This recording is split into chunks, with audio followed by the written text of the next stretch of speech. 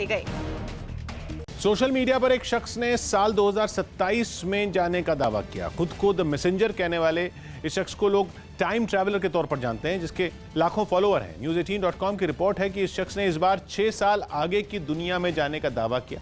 अपनी बात के समर्थन में उसने स्पेन के एक शहर के कुछ वीडियो भी इंटरनेट पर अपलोड किए, जिनमें वो खाली सड़कों पर टहलता दिखाई दिया। बड़ी बात यह कही गई कि 2027 में पहुंचने के बाद उसे सड़कों पर इंसान देखने को नहीं मिले। जो वीडियो इंटरनेट पर डाले गए उनमें भी सड़कों पर कोई इंसान नजर नहीं आया।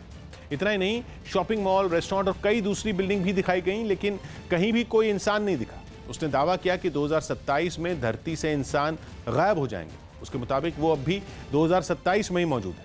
हालांकि आगे के वक्त में जाने का कोई वैज्ञानिक आधार नहीं माना जाता, इसलिए कुछ लोग उसकी बातों को कल्पना भी कह रहे हैं। इससे पहले भी आने वाले वक्त में जाने के दावे इंटरनेट पर कई बार किए जा चुके हैं, जिनमें ज्यादातर दावे बाद में गलत ही साबित हुए। राजस्थान के कोटा में उस वक्त हड़कंप मच गया जब देर रात एयरपोर्ट के रनवे वाले हिस्से पर आग लग गई। सूखी घास और तेज हवाओं की वजह से थोड़ी ही देर में आग ने एयरपोर्ट के एक बड़े हिस्से को अपनी चपेट में ले लिया। आग इतनी भीषण थी कि दूर से ही उसकी लपटें साफ दिखाई दे रही थीं। उससे निकलने वाला धुआं पूरे इलाके में देखते ही देखते फैलता चला गया। फौरन इस घटना की जानकारी पुलिस और फायर ब्रिगेड की टीम को दी गई, जिसके बाद दमकल की 7 गाड़ियां पहुंची। करीब 3 घंटे की मशक्कत लगी और उसके बाद आग को बुझाया जा सका। हालांकि इस बीच राहत की बात यह रही कि इस घटना में किसी को कोई नुकसान नहीं पहुंचा। अमेरिका के सैन फ्रांसिस्को में एशियाई मूल के लोगों ने भेदभाव के खिलाफ बड़ी रैली निकाली। पिछले कुछ वक्त में वहां एशियाई मूल के लोगों के साथ भेदभाव और उन पर हमलों के कई मामले सामने आए, जिनके खिलाफ सैन फ्रांसिस्को में बड़ी तादाद में एशियाई मूल के लोग सड़कों पर उतरे और जोरदार प्रदर्शन किया। तख्तियां और बैनर लेकर पहुंचे इन लोगों ने भेदभाव के खिलाफ अपनी आवाज उठाई। गुस्साए लोगों ने एशियाई मूल के लोगों के साथ बराबरी का बर्ताव किए जाने की मांग की। इस प्रदर्शन में गैर एशियाई मूल के लोग भी शामिल हुए, जिन्होंने नागरिकों के साथ किसी भी तरह के भेदभाव का विरोध किया। दूसरे चरण के लिए राहुल गांधी असम में चुनाव प्रचार करेंगे। असम विधानसभा चुनाव के दूसरे चरण के लिए आज कांग्रेस के पूर्व अध्यक्ष राहुल गांधी सिलचर, दीमा हसाओ और कार्बी आंगलोंग में 3 चुनावी रैलियों को संबोधित करेंगे। पश्चिम बंगाल के उत्तर 24 परगना में बीजेपी कार्यकर्ता की मां शोभा मजूमदार के निधन पर लोगों ने कैंडल मार्च निकाला, जिसमें बड़ी संख्या में लोग शामिल हुए। उत्तर प्रदेश के बुलंदशहर में एक पिकअप वैन और कार की जोरदार टक्कर हो गई। इस हादसे में एक बच्चा समेत 4 लोगों की मौत हो गई, जबकि 12 से ज्यादा लोग घायल हो गए, जिन्हें पास के अस्पताल में इलाज के लिए भर्ती कराया गया। महाराष्ट्र में पिछले 24 घंटों में 31,500 से ज्यादा कोरोना के मरीज सामने आए, जबकि 102 लोगों की मौत हो गई। अकेले मुंबई शहर में करीब 5,900 और पुणे में 4,900 से ज्यादा कोरोना के मरीज मिले। कांग्रेस नेता प्रियंका गांधी आज से 2 दिन के केरल दौरे पर रहेंगी, जहां वो पहले दिन 6 अप्रैल को होने वाले विधानसभा चुनाव के लिए तिरुवनंतपुरम और कोल्लम में चुनाव प्रचार करेंगी। इसके बाद 31 मार्च को वो त्रिशूर में रोड शो और चुनावी रैलियों को संबोधित करेंगी।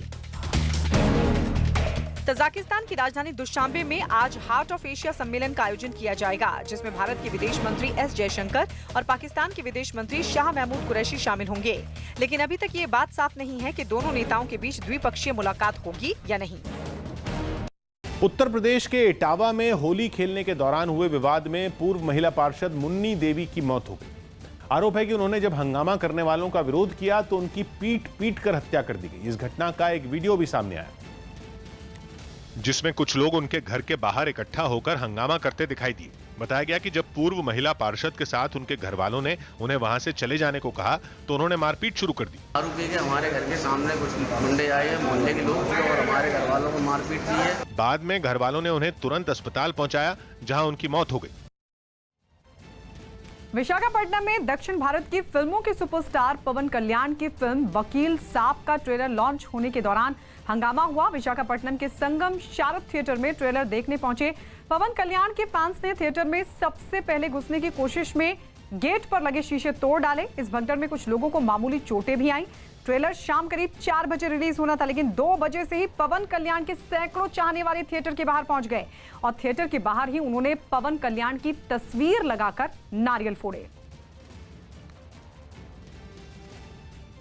दिल्ली में गर्मी ने पिछले 76 साल का रिकॉर्ड तोड़ दिया। हालांकि आने वाले दिनों में दिल्ली के लोगों को कुछ राहत मिल सकती है।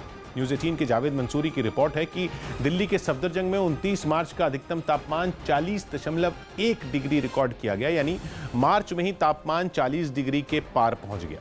मौसम विभाग के मुताबिक अधिकतम तापमान का यह स्तर सामान्य से 8 डिग्री ज्यादा है।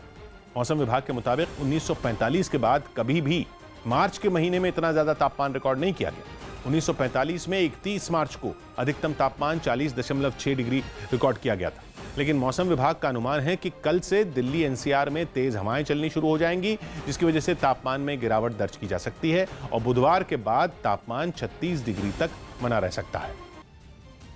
पुलिस ने एनकाउंटर में 5 नक्सलियों को ढेर कर दिया। महाराष्ट्र के गढ़चिरौली में पुलिस ने एनकाउंटर में 5 नक्सलियों को ढेर किया। मारे गए सभी नक्सली इनामी थे। एनकाउंटर के बाद पुलिस ने वहां से भारी संख्या में हथियार भी बरामद किए।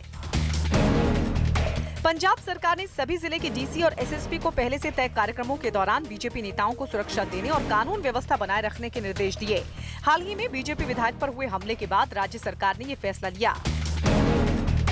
पश्चिम बंगाल के उत्तर 24 परगना में भाटपारा पुलिस स्टेशन के पास मौजूद एक मकान में रखा बम फट गया, जिसकी वजह से मकान की छत और दरवाजे उड़ गए।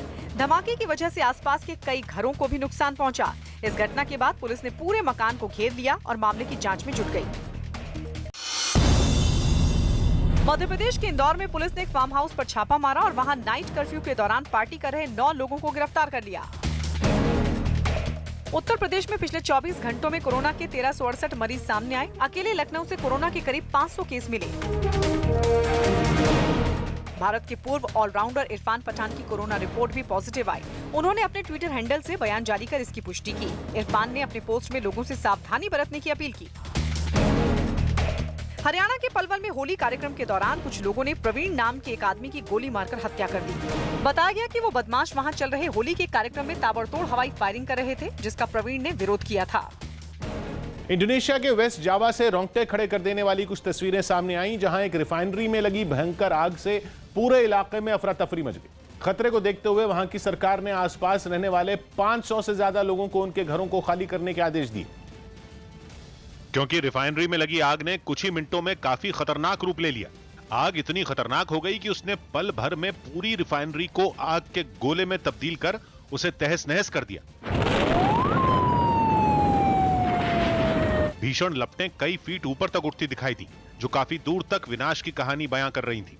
आग से निकलने वाला काला धुआं चारों तरफ फैल गया, जिसने वहां के लोगों को खौफ से भर दिया। यही नहीं, रिफाइनरी में हो रहे धमाकों से लोग थर्रा उठे।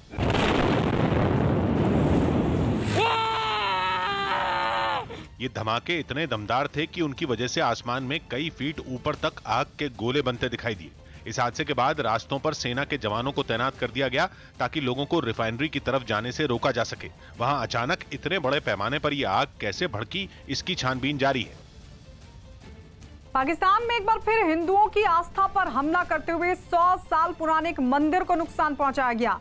न्यूज़ 18 के शैलेंद्र बांगू की रिपोर्ट है कि पाकिस्तान के रावलपिंडी में 100 साल पुराने उस मंदिर पर कुछ लोगों ने उस वक्त हमला कर दिया जब वहां मरम्मत का काम चल रहा था। इस हमले में मंदिर की दीवारों के साथ कई दरवाजों और सीढ़ियों को भी काफी नुकसान पहुंचा, जिसके बाद तोड़फोड़ की इस घटना में अज्ञात लोगों के खिलाफ केस दर्ज करवाया गया। खबर है कि मंदिर और इसके आसपास की जमीन पर कई लोगों ने अवैध तरीके से कब्जा जमा रखा था, जिसे स्थानीय प्रशासन की मदद से हाल ही में हटवाया गया था और उसके बाद मंदिर का निर्माण नए सिरे से किया जा रहा था। पश्चिम बंगाल की सीएम ममता बनर्जी ने एक चुनावी रैली के दौरान विवादास्पद बयान दे दिया। नंदीग्राम सीट से चुनाव लड़ रही ममता बनर्जी ने अपनी पूरी ताकत झोंक दी है। ममता बनर्जी ने नंदीग्राम में ही डेरा जमा लिया है। सोमवार की चुनावी रैली में ममता बनर्जी ने इशारों में बीजेपी के नेताओं को धमकी भी दी कि सेंट्रल फोर्स चुनाव के बाद चली जाएंगी और टीएमसी की सरकार बनी तो उन्हें देख लेंगी। ममता बनर्जी ने कहा कि वो एक एक को नाम से जानती हैं और चुनाव में जो गुंडागर्दी हो रही है प्रशासन उसे बर्दाश्त नहीं करेगा और ना ही किसी को बख्शा जाएगा। ममता बनर्जी ने तंज कसते हुए कहा कि तब बीजेपी के लोग कहेंगे कि केंद्रीय सुरक्षा बल को कुछ और दिन रहने दो ताकि वो बच सकें। এই গুন্ডাগুলোর নাম কিন্তু আমি জানি, আমি প্রত্যেকটা নাম জানি। খাতায় আমিও সযত্নে রক্ষা করব আর দেখছি কার কত কত গুন্ডামির জোর আমি দেখছি। প্রশাসন গুন্ডামিকে বরদাস্ত করবেন না। প্রশাসনের মতো কাজ করবে। ইলেকশনের সময় বাইরের পুলিশ অনেক আসে, আর এখানকার পুলিশেরাও তাদের দোষ নেই, তারা ভয়ে ভয়ে মাথা নিচু করে চলে। আমি মনে করি অন্যায়ের বিরুদ্ধে ব্যবস্থা যে না নেবে সে বুঝতে পারবে আগামী দিন তো আমরাই থাকবো, তখন আমরা দেখে নেব ভোটের পরে তো সব পালাবে, তখন বলবে আর কিছুদিন সেন্ট্রাল ফোর্সকে রেখে দাও যেন আমাদের বাঁচিয়ে দেয়। তারপর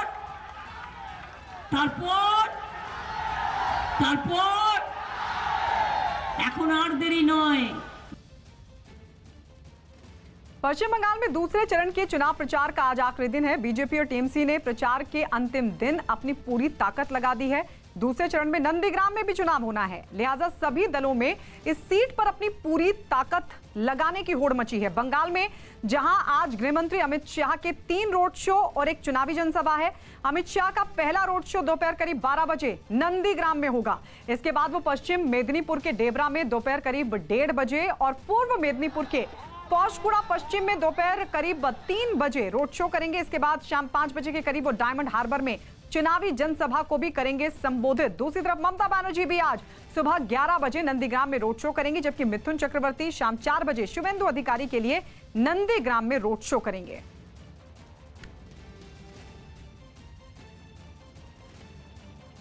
उत्तर प्रदेश के आगरा से एक हैरान कर देने वाला वीडियो सामने आया, जहां ताजमहल का दीदार करने पहुंचे 2 परिवार वालों के बीच मारपीट हुई। एक परिवार के लोगों ने दूसरे परिवार के एक आदमी पर लड़कियों के साथ बदसलूकी का आरोप लगाया और फिर उसे पीटने के लिए टूट पड़े। कुछ देर में ही ताजमहल के अंदर दोनों परिवार वाले गुत्थम गुत्था हो गए। दोनों परिवार की महिलाएं भी इसमें पीछे नहीं रहीं। इस घटना के वक्त कुछ पुलिस वाले और सीआईएसएफ के कुछ जवान भी वहां पर मौजूद थे, लेकिन वो लोग भी कुछ देर तक झगड़े को सुलझाने में नाकाम रहे। हालांकि कोशिशें जारी रखी। कुछ देर बाद पुलिस और वहां मौजूद लोगों ने किसी तरह दोनों को अलग कर दिया, लेकिन इसी बीच एक महिला ने दूसरे पक्ष की एक महिला पर वार कर दिया, जिससे वहां का माहौल एक बार फिर खराब हो गया। बताया गया कि 2 दिन पुराने मारपीट के इस वीडियो को वहां मौजूद एक लड़के ने अपने मोबाइल में रिकॉर्ड कर लिया और फिर उसे वायरल कर दिया। बंगाल के उत्तर 24 परगना में बीजेपी कार्यकर्ता गोपाल मजुमदार के घर मातम की आवाजें सुनाई देने लगी। गोपाल मजुमदार की मां शोभा मजुमदार पिछले करीब 1 महीने से आईसीयू में थी। बीजेपी का आरोप है कि टीएमसी कार्यकर्ताओं ने उनकी पिटाई की थी और 27 दिन अस्पताल में जिंदगी की जंग लड़ने के बाद उन्होंने दम तोड़ दिया। शोभा मजुमदार की खबर आते ही बीजेपी कार्यकर्ताओं की भीड़ उनके घर जमा हो गई। शोभा मजुमदार अमर रहे के नारे गूंजने लगे।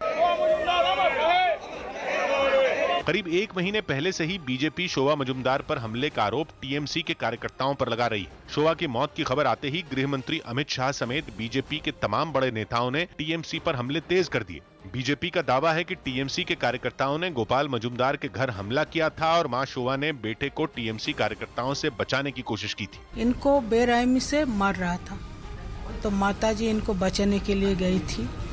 इनको भी ऐसे बेरहमी से मारा गया है। हालांकि टीएमसी ने पूरे मामले पर सफाई देते हुए घटना से पल्ला झाड़ लिया। Her death had nothing to do with the incidents of altercation between her son Gopal and the Trinamool Congress worker. The lady died of old age and illness. इस बीच शोभा मजुमदार का डेथ सर्टिफिकेट भी सामने आ गया, जिसमें उन्हें चोट पहुंचने का जिक्र किया गया है। हालांकि ये सर्टिफिकेट जारी करने वाली डॉक्टर अर्चना मजुमदार हैं, जो खुद उत्तर दमदम सीट से बीजेपी की उम्मीदवार हैं। देश के कई राज्यों में कोरोना के मरीज तेजी से बढ़ रहे हैं। देश भर में 24 घंटों में कोरोना के 68,000 नए मामले सामने आए, जबकि 219 लोगों की मौत हुई।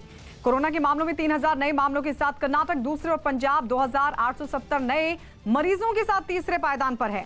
इसके अलावा पिछले 24 घंटों में दिल्ली में 1904 नए मामले सामने आए। सूरत में कोरोना के बढ़ते मामलों को देखते हुए आज से धारा 144 लगा दी जाएगी और साथ ही सार्वजनिक कार्यक्रमों पर भी लगा दी गई है रोक।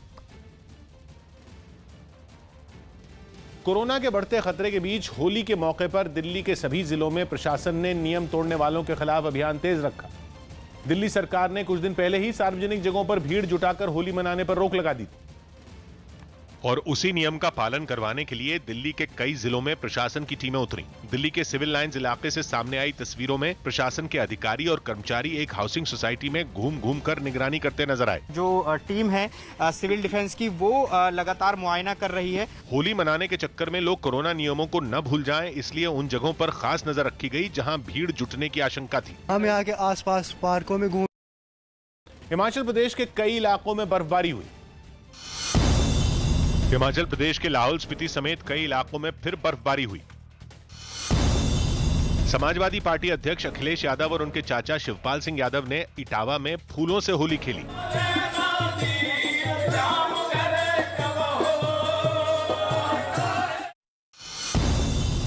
पश्चिम बंगाल की सीएम ममता बनर्जी ने नंदीग्राम में व्हील चेयर पर बैठकर रोड शो किया। इस दौरान ममता बनर्जी ने पूर्व मंत्री और मौजूदा बीजेपी प्रत्याशी शुवेंदु अधिकारी को निशाने पर लिया।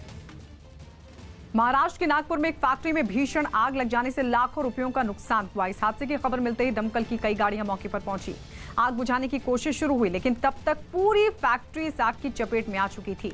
हालांकि दमकल कर्मियों ने वहां पहुंचते ही चारों तरफ से पानी की बौछार करनी शुरू कर दी। इस काम में कई घंटों का वक्त लगा। तब तक उस फैक्ट्री में रखा लाखों रुपयों का सामान जलकर राख हो चुका था। पश्चिम बंगाल के बांकुड़ा में बीजेपी और टीएमसी के कार्यकर्ताओं में बीती रात भीषण झड़प हुई। बांकुड़ा में पहले चरण का मतदान हो चुका है, जबकि 8 विधानसभा सीटों में दूसरे चरण में चुनाव होने और इस बीच बीती रात तारापुर इलाके में बीजेपी और टीएमसी के कार्यकर्ता आमने सामने आ गए और इस हिंसक झड़प में दोनों तरफ के कई कार्यकर्ता जख्मी हुए हैं। दोनों तरफ के कार्यकर्ता हाथों में लाठी और डंडे लेकर नारेबाजी करते हुए भी दिखाई दिए। मौके पर पहुंची पुलिस ने लाठी चार्ज कर लोगों को भगाया। इलाके में तनाव को देखते हुए भारी संख्या में पुलिस बल तैनात किया गया है। म्यांमार में सुरक्षा बल की गोलीबारी में अब तक 400 से ज्यादा प्रदर्शनकारियों के मारे जाने के बाद भी वहां लोगों ने हिम्मत नहीं हारी। म्यांमार में फरवरी में हुए फौजी तख्तापलट के बाद से ही लोग लोकतंत्र के लिए सेना से लोहा ले रहे हैं। जिसकी कुछ और तस्वीरें सामने आई। राजधानी यांगोन में बड़ी तादाद में प्रदर्शनकारी पूरी तैयारी के साथ सुरक्षा बल का सामना करते नजर आए। हाथों में तीर कमान लिए इन लोगों ने सड़क के बीच में बोरियां रखकर बैरिकेड बनाया और उसी की आड़ लेकर हथियारबंद जवानों के सामने डट गए। तीर कमान के अलावा इन लोगों के पास पेट्रोल बम भी नजर आए। ये हालात तब हैं जबकि शनिवार को ही वहां सुरक्षा बल की फायरिंग में 100 से ज्यादा लोग मारे गए थे, जिनमें कई बच्चे भी शामिल थे। वहां से सामने आई तस्वीरों में हथियारबंद सुरक्षा बल निहत्थी भीड़ पर ताबड़तोड़ गोलियां बरसाते दिखे। ऐसा लगा जैसे वो अपने ही लोगों से कोई जंग लड़ रहे हों। लेकिन सेना की इस ज्यादती के बाद भी लोग पीछे नहीं हटे, बल्कि मारे गए लोगों की अंतिम यात्रा में सैकड़ों की तादाद में लोग सड़कों पर उतरे और सेना को खुलकर चुनौती दे डाली। चीन का दौरा करने वाली WHO की टीम ने कोरोना वायरस के जानवरों से इंसानों में फैलने की आशंका जताई। News18.com की रिपोर्ट है कि WHO की टीम ने अपनी रिपोर्ट में बताया कि उसे वुहान की लैब से कोरोना के फैलने के सबूत नहीं मिले और टीम ने यह आशंका जताई कि कोरोना वायरस चमगादड़ से किसी दूसरे जानवर तक होते हुए इंसानों में पहुंचा। इस टीम ने अपनी जो रिपोर्ट सौंपी उसमें लैब से वायरस के लीक होने के पहलू को छोड़कर बाकी सभी पहलुओं पर आगे की जांच को जारी रखने का प्रस्ताव रखा। यानी वुहान की लैब से वायरस के लीक होने की जांच बंद करने की सिफारिश की। हालांकि WHO की इस टीम की रिपोर्ट तय वक्त से काफी देरी में सौंपी गई, जिससे उस पर कई सवाल भी उठे। कई लोगों ने ऐसी आशंका भी जताई कि चीन ने अपनी लैब से वायरस लीक की जांच को प्रभावित करने का काम किया। महाराष्ट्र के रायगढ़ में एक ऑटो और कार में जोरदार भिड़ंत हो गई, जिसमें 2 महिला और एक बच्चा समेत 4 लोगों की दर्दनाक मौत हो गई। इस भयानक हादसे का एक CCTV वीडियो भी सामने आया, जिसमें शहर की एक सड़क पर ऑटो खड़ा दिखाई दिया, लेकिन थोड़ी ही देर बाद जैसे ही ऑटो वहां से जाने के लिए घूमा, सामने से आ रही तेज रफ्तार कार ने उसे जोरदार टक्कर मार दी। टक्कर के बाद फौरन ऑटो में भीषण आग लग गई और इस बीच कार की पिछली सीट पर बैठे कई लोग बाहर निकल गए, लेकिन ऑटो में बैठे लोग उसी में फंसकर रह गए। हादसे के बाद वहां हड़कंप मच गया। आसपास रहने वाले लोगों की वहां भीड़ जमा हो गई। तो ये तस्वीर हम आपको दिखा रहे किस तरीके से ऑटो और फिर पीछे से आ रही कार ने जोरदार टक्कर मारी। उसके बाद ऑटो में आग लग गई। बताया जा रहा है कि कार में जो लोग बैठे थे वो तो निकल गए, लेकिन ऑटो में जो लोग सवार थे वो उसी में फंसकर रह गए। तो कार और ऑटो की टक्कर की तस्वीरें और जानकारी के हादसे में 4 लोगों की मौत हो गई है। महाराष्ट्र के रायगढ़ की तस्वीरें। पिछले काफी वक्त से प्रदर्शनों की आग में जल रहे कैरिबियाई देश हैती में फिर हिंसक प्रदर्शन शुरू हो गए। इस बार वहां पर यह हंगामा संविधान संशोधन के प्रस्ताव पर हुआ और विपक्ष के नेताओं के साथ वहां के हजारों लोग राजधानी पोर्टो प्रिंस की सड़कों पर उतरकर आगजनी और तोड़फोड़ करने लगे। बेकाबू भीड़ के सामने जो कुछ आया वो उनके गुस्से का शिकार होने से नहीं बच पाया। संविधान संशोधन के समर्थन में जो बैनर रास्तों के किनारे लगे थे उन्हें भी उन लोगों ने तोड़कर आग के हवाले कर दिया।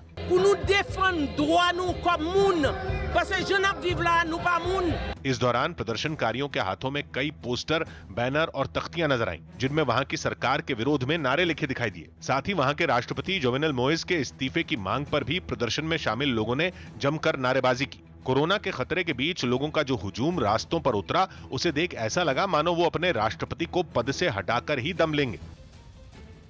राजस्थान के डूंगरपुर से हैरान कर देने वाली तस्वीरें सामने आई। वहां रंगों की जगह पत्थरों से होली खेली गई, जिसमें कई लोग जख्मी हो गए। बताया गया कि वहां पत्थर से होली खेलने की पुरानी परंपरा है, जिसे इस बार भी निभाया गया। इस दौरान लोगों की दो टोलियों ने एक दूसरे पर पत्थरों की बौछार शुरू कर दी। बिना चोट की परवाह किए ये लोग एक दूसरे पर पत्थर बरसाते रहे। पत्थरों की ये होली काफी देर तक चलती रही, जिसे देखने के लिए आसपास के लोग वहां पहुंचे। लेकिन पत्थरों की चपेट में आने से 13 लोग जख्मी हो गए, जिन्हें अस्पताल में भर्ती कराना पड़ा। इनमें से कुछ की हालत गंभीर है। बीजेपी नेता लॉकेट चटर्जी ने नाव से प्रचार किया। बीजेपी सांसद लॉकेट चटर्जी बंगाल के हुगली में नाव से चुनाव प्रचार करने पहुंची। आईटीबीपी के जवानों ने लद्दाख की गलवान घाटी में होली का जश्न मनाया।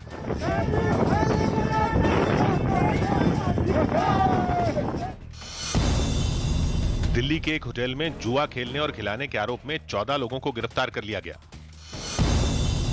जम्मू कश्मीर में जश्न राजौरी नाम के महोत्सव का आयोजन किया गया। इस महोत्सव का मकसद पर्यटन को बढ़ावा देना है।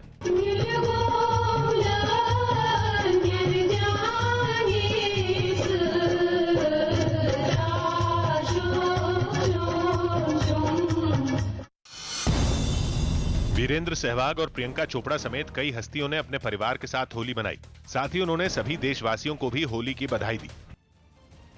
तजाकिस्तान में हार्ट ऑफ एशिया सम्मेलन में आज भारत और पाकिस्तान के विदेश मंत्री होंगे आमने सामने। विदेश मंत्री S Jaishankar heart of Asia सम्मेलन में हिस्सा लेने के लिए तजाकिस्तान की राजधानी दुम्बाशे पहुंच चुके हैं। इस सम्मेलन में पाकिस्तान के विदेश मंत्री शाह महमूद कुरैशी भी हिस्सा लेंगे। हालांकि सूत्रों के हवाले से खबर है कि दोनों देशों के विदेश मंत्रियों की सम्मेलन से अलग मुलाकात तय नहीं है। अफगानिस्तान पर चर्चा के लिए 15 देशों के विदेश मंत्री के बीच ये बैठक हो रही है। पिछले दिनों पाकिस्तान सेना प्रमुख बाजवा के नरम रुख के बाद ये पहली बार है जब दोनों देशों के विदेश मंत्री किसी कार्यक्रम में शामिल होंगे, इसलिए सबकी नजरें इस बैठक पर हैं। मध्य प्रदेश के नरसिंहपुर से दिल दहला देने वाला एक वीडियो सामने आया। वहां बैलगाड़ी दौड़ प्रतियोगिता के दौरान हुए एक हादसे में एक बुजुर्ग की मौत हो गई। इस घटना का वीडियो सोशल मीडिया पर तेजी से वायरल हो गया, जिसमें दिखा कि जैसे ही ये प्रतियोगिता शुरू हुई और बैलगाड़ियां एक दूसरे को पछाड़ने लगी, तभी एक बुजुर्ग उनके रास्ते में आ गए। इससे पहले कि वहां मौजूद लोग उन्हें हटा पाते, एक बैलगाड़ी उन्हें रौंदते हुए चली गई। इस घटना से वहां भगदड़ मच गई। लोग तुरंत जमीन पर गिरे उस बुजुर्ग के पास पहुंचे। उन्हें लगा कि बैलगाड़ी की चपेट में आने से वो बेहोश हुए हैं। लेकिन वक्त बीतने के साथ ही कुछ लोगों को लगा कि मामला गंभीर है और फिर वो उस बुजुर्ग को उठाकर अस्पताल ले गए। हालांकि तब तक उनकी मौत हो चुकी थी। इससे पहले सैकड़ों की संख्या में लोग इस प्रतियोगिता में दिखाई दिए। कोरोना संकट के बावजूद लोगों ने वहां भीड़ जुटाई। पंजाब सरकार ने सभी जिलों के डीसी और एसएसपी को बीजेपी के कार्यक्रमों की सुरक्षा तय करने के निर्देश दिए। निर्देश में यह भी कहा गया कि जरूरत पड़ने पर अतिरिक्त पुलिस बल और कमांडो का इस्तेमाल भी किया जाए। यह फैसला बीजेपी के एक विधायक से बदसलूकी के बाद लिया गया, जिसका आरोप भारतीय किसान यूनियन के कार्यकर्ताओं पर लगा है। मिस्र की सुएज नहर पर फंसे भारी भरकम जहाज एवरगिवन को निकालने में कामयाबी मिल गई, जिससे पूरी दुनिया ने राहत की सांस ली। चीन से सामान लेकर हॉलैंड की तरफ जा रहा यह जहाज मंगलवार को तेज हवाओं की वजह से तिरछा होकर सुएज नहर के दोनों किनारों के बीच फंस गया था, जिसके बाद से ही उसे वहां से निकालने और सीधा करके दोबारा पानी में लाने की कोशिशें की जा रही थीं और करीब एक हफ्ते की मेहनत के बाद जहाज को बाहर निकालने में कामयाबी मिली। जब जहाज किसी तरह किनारे से दूर आया तो उसे खींचने वाली नावों ने हॉर्न बजाकर जश्न भी मनाया। करीब 1300 फीट लंबे और 2 लाख टन से भी ज्यादा वजन वाले इस जहाज का अगला हिस्सा पूरी तरह रेत में धंस गया था। ऐसे में उसे दोबारा पानी में तैराना आसान काम नहीं था और इसके लिए वहां खुदाई करने वाली कई मशीनें, क्रेन और जहाज को खींचने वाली नावें दिन रात जुटी हुई थी। इसके लिए पहले नहर के दोनों किनारों से रेत निकालकर उसे गहरा किया गया।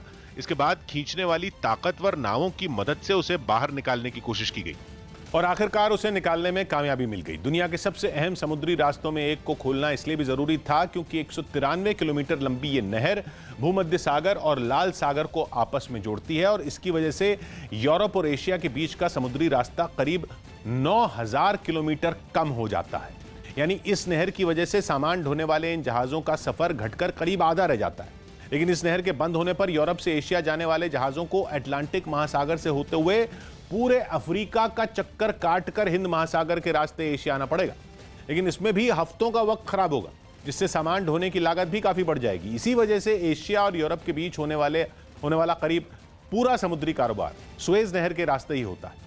एक अनुमान के मुताबिक सुएज नहर के रास्ते रोजाना करीब $9.5 अरब यानी भारतीय रुपयों में करीब 69,000 करोड़ रुपए की कीमत का सामान ढोया जाता है।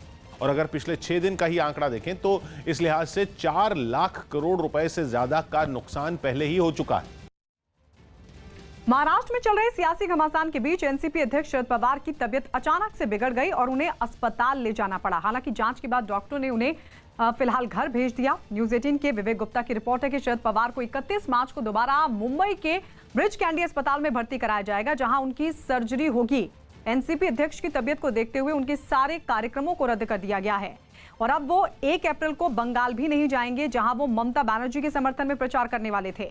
एक दिन पहले ही पेट दर्द की शिकायत के बाद एनसीपी अध्यक्ष को अस्पताल ले जाया गया था, जहां डॉक्टरों ने मेडिकल जांच के बाद शरद पवार की चल रही दवाओं को बंद कर दिया और उन्हें आराम करने की सलाह दी।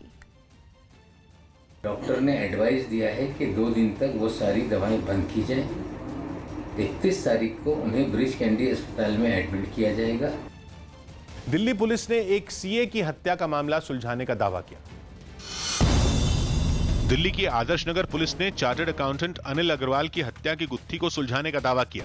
अनिल अग्रवाल की 16 मार्च को गोली मारकर हत्या कर दी गई थी। अब इस मामले में पुलिस ने आरोपी को गिरफ्तार कर लिया है। आरोपी ने बताया कि उसने चोरी के इरादे से हत्या की इस वारदात को अंजाम दिया था। जम्मू कश्मीर के बारामूला में भारी बारिश हुई, जिससे कई स्कूलों में पानी भर गया। बीजेपी नेता कैलाश विजयवर्गीय ने बंगाल में हो रही हिंसा पर चिंता जताई। साथ ही उन्होंने आरोप लगाया कि इस हिंसा के पीछे टीएमसी का हाथ है। ये सब सारी हिंसा ये सब 2 मई तक रहेगी। 2 मई के बाद हिंसा की राजनीति समाप्त हो जाएगी। होली की छुट्टी के दिन सुप्रीम कोर्ट ने रेप के एक मामले की सुनवाई की और आरोपी को अग्रिम जमानत दे दी। इस याचिका में आरोपी ने अपनी गिरफ्तारी का शक जताते हुए सुनवाई की अपील की थी। कुछ दिन पहले दिल्ली की एक महिला ने गोवा के एक रेस्टोरेंट मालिक पर रेप का आरोप लगाया था। महाराष्ट्र के गढ़चिरौली में नक्सलियों के खिलाफ पुलिस को बड़ी कामयाबी मिली। न्यूज 18 के विवेक गुप्ता की रिपोर्ट है कि गढ़चिरौली में पुलिस ने एक मुठभेड़ में 5 नक्सलियों को ढेर कर दिया। बताया गया कि पुलिस को इलाके में बड़ी संख्या में नक्सलियों के जुटे होने की जानकारी मिली थी, जिसके बाद पुलिस ने नक्सलियों के खिलाफ वहां सर्च ऑपरेशन चलाया। तभी नक्सलियों ने पुलिस की टीम पर गोलीबारी शुरू कर दी, जिसका पुलिस ने मुंह तोड़ जवाब दिया। खबर है कि करीब घंटे भर चली इस मुठभेड़ में नक्सलियों के पैर उखड़ गए और वो अपनी जान बचाकर भाग निकले। इससे पहले सुरक्षा बल को निशाने बनाने के मकसद से लगाए गए 3 बम्बों को भी पुलिस ने बरामद किया था। जम्मू कश्मीर के सोपोर में आतंकी हमले में बीजेपी के एक निगम पार्षद समेत एक पुलिस वाला शहीद हो गया। आतंकियों ने यह हमला उस वक्त किया जब नगर निगम के दफ्तर में अहम बैठक चल रही थी, जिसमें बीजेपी की एक नेता समेत 2 लोग गंभीर रूप से घायल भी हो गए। उन्हें तुरंत ही नजदीक के अस्पताल में भर्ती कराया गया, जिसके बाद सुरक्षा बल के जवानों ने आतंकियों की तलाश में पूरे इलाके को घेरकर सर्च ऑपरेशन शुरू कर दिया। माना जा रहा है कि हमला करने वाले आतंकी आसपास कहीं छिपे हो सकते हैं। 2 मिलिटेंट ने आके अटैक कर, इनकी बेसिकली मीटिंग थी, उसमें अटैक हुआ तो उसमें एक कैजुअल्टी मतलब 2 कैजुअल्टी हुई। इस हमले में बीजेपी पार्षद समेत शहीद हुए पुलिस वाले का पूरे सम्मान के साथ अंतिम संस्कार किया गया और इस दौरान उन्हें श्रद्धांजलि देने के लिए सुरक्षा बल के कई अधिकारी भी पहुंचे। पुलिस के मुताबिक इस हमले में आतंकी संगठन लश्कर ए तैयबा के 2 आतंकी शामिल बताए जा रहे हैं, जिन्होंने निगम पार्षदों, पंचों और सरपंचों की बैठक को निशाना बनाया, जिसमें बीजेपी की प्रदेश सचिव फरीदा खान की जान बाल बाल बच गई, जबकि आतंकियों ने बीजेपी के एक पार्षद रियाज अहमद पीर की हत्या कर दी। वहीं उनकी सुरक्षा में तैनात एक पुलिस वाला भी इस हमले में शहीद हो गया। असम विधानसभा चुनाव के दूसरे और तीसरे चरण के लिए आज बीजेपी अध्यक्ष जेपी नड्डा चुनाव प्रचार करेंगे। दोपहर करीब 12 बजे उनकी चुनावी जनसभा, ये पहली चुनावी जनसभा उनकी ललबाड़ी जिले के धर्मपुर में होगी, जिसके बाद धुबड़ी जिले के बिलासी पारापुर में दोपहर करीब 1:30 बजे दूसरी चुनावी रैली को वो संबोधित करेंगे और इसके बाद वो कामरूप जिले के गुवाहाटी पश्चिम में दोपहर करीब 3:30 बजे चुनावी रैली करेंगे। कांग्रेस के पूर्व अध्यक्ष राहुल गांधी भी आज असम में रहेंगे। राहुल गांधी आज सिलचर, दीमा हसाओ के हाफलंग और कार्बी आंगलोंग के बोकाजान में चुनावी जनसभा करेंगे। अमित शाह और शरद पवार की मुलाकात की खबरों को एनसीपी ने खारिज कर दिया। गृह मंत्री अमित शाह और शरद पवार की मुलाकात से जुड़ी खबरें पहेली बनी हुई हैं। एक दिन पहले गृह मंत्री ने प्रेस कॉन्फ्रेंस के दौरान ऐसी किसी मुलाकात से जुड़े सवाल का जवाब तो नहीं दिया, लेकिन मुलाकात की बात से इनकार भी नहीं किया था। सब चीजें सार्वजनिक नहीं होती, जबकि एनसीपी ने ऐसी किसी मुलाकात को कोरी अफवाह बता दिया। हमें लगता है 2 दिन से ट्विटर पे अफवाहें फैलाई जा रही थी। ये मात्र अफवाह है, इस तरह की कोई भी मुलाकात नहीं हुई।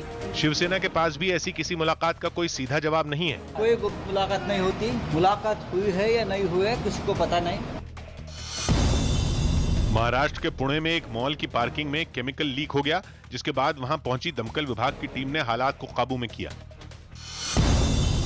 राजस्थान के बारां में आग से गेहूं की करीब 50 बीघा फसल बर्बाद हो गई। जो फसलों को बीमा किया है उन्होंने, तो हमारे को उचित मुआवजा दिया जाए। पाकिस्तान के कराची से भी रंगों का त्योहार होली मनाने की तस्वीरें सामने आईं।